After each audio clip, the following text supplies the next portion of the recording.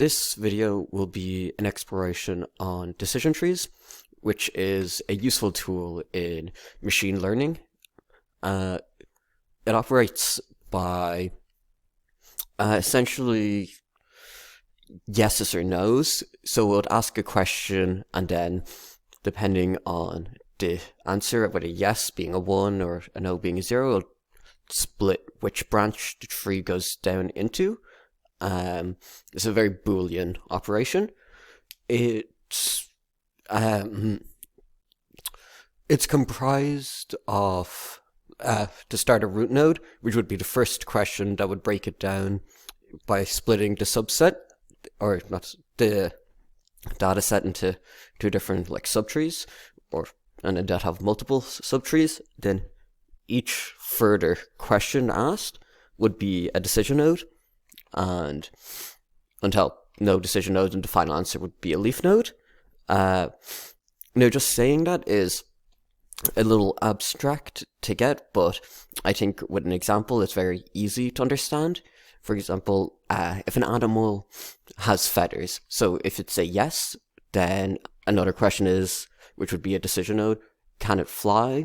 If yes, it's a hawk.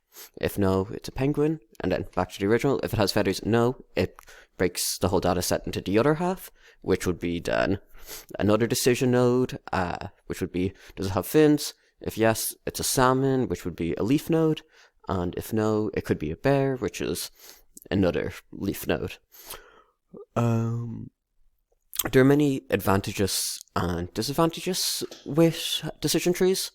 I think the largest advantage and why you would choose it would be they're very intuitive. They're very easy to understand, and how they normally work with actual machine learning, it wouldn't be yeses or nos, but would be if the values would be greater or less than a different value that would be chosen at the beginning randomly, but decision trees would be iterated many, many times until it's able to actually make accurate predictions based on the different, or it will give different weights to different questions and then accurately be able to determine how a network operates.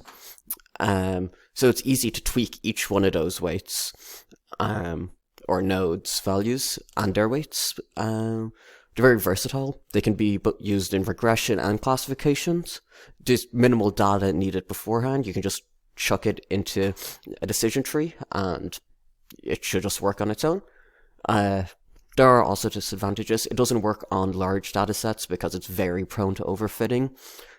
It's also very unstable. Any small changes when you are tweaking it can lead to huge changes overall. And then it does have a bias towards the dominant class.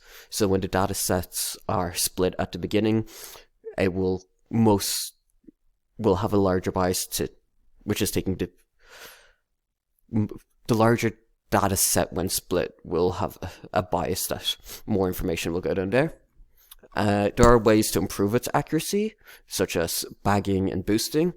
Bagging would be working by, you make many iterations of the decision tree, and then you average all the different weights and values into one new decision tree, which helps it a lot. There's also boosting, which is similar, that it makes many iterations, but instead of averaging the iterations, each new iteration focuses on proving errors that were in the previous iterations. Although I don't want to go too much into detail, as they're videos for other people and beyond the scope of this video.